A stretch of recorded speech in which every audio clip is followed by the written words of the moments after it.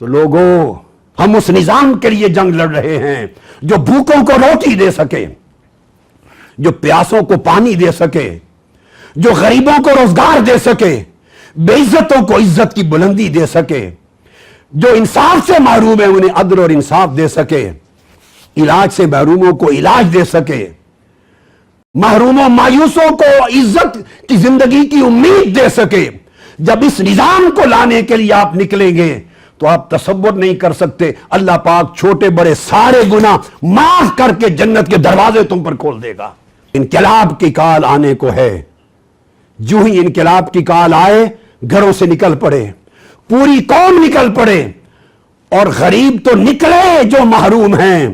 مگر جن کو روٹی میسر ہے وہ بھی نکلیں، ان کے لیے جن بھائیوں کو روٹی میسر نہیں، جنہیں عزت دی ہے اللہ نے، وہ نکلے ان کے لیے جو عزت سے محروم ہیں، جنہیں روزگار، گھر، عزت، مال، دولت سب کچھ میسر ہے، وہ نکلیں عبادت سمجھ کر، اس لیے کہ اللہ کے وہ بندے جو ان نعمتوں سے محروم ہیں انہیں نعمتیں دلانے والا نظام لانے کے لیے نکل رہے ہیں۔